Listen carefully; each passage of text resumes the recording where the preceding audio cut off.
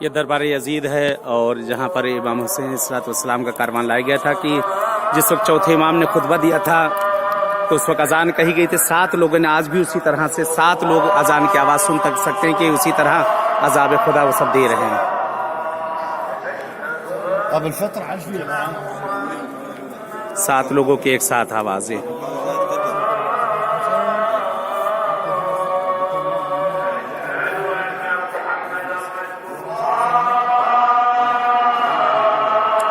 इस तरफ मकाम इमाम हुसैन, बल्कि एक रवायत के मुताबिक ये है कि यहाँ पे जो छोटा जिंदान था दरबार के अंदर जहाँ पर बीवियों को कैद रखा गया था, कि यहाँ के बाद खराब शाम में जो है मुंतकिल किया गया था। यहाँ पे मकाम रासुल हुसैन है और इस जगह पर अंदर मकाम जनाब ज़ैनब सलामुल्लाह अलैहा जहाँ इबादत करती थी इमाम ज़ैनुलआबिदीन अलैहिस्सलाम।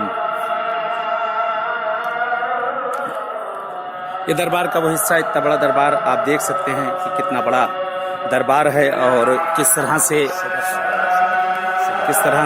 जगह पे बहरहाल ये लोगों ने इसको मस्जिद बना दिया है ताकि यहाँ पर कोई बहरहाल बेहतरामी ना की जा सके। इसको मस्जिद बना दिया है दरबार को। और यहाँ पे भी चल रहे हैं कि आगे वो दरवाज़ा है कि जहाँ से अहले बैत रसूल को जिस जगह से जिंदान की तरफ ले जाया गया था।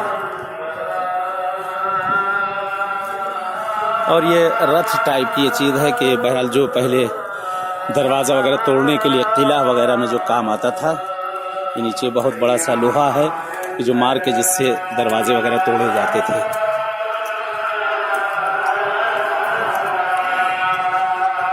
ये वो दरवाज़ा है कि जहाँ से अहले बैत रसूल को इस जगह से लाया गया और ले जाया गया था।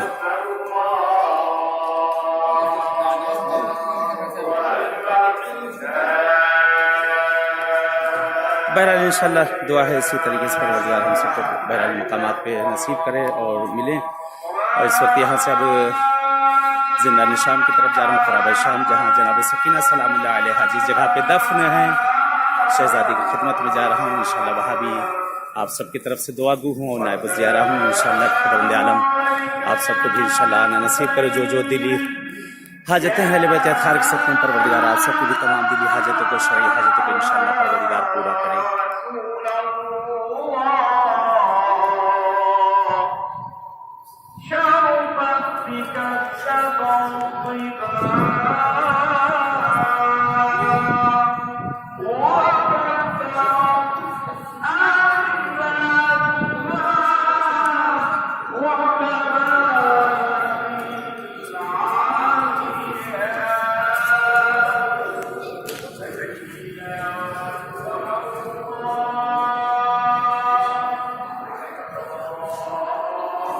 अंदर बहरहाल वो दरबार का हिस्सा है कि जहाँ पर बीवियों को बिठाला गया था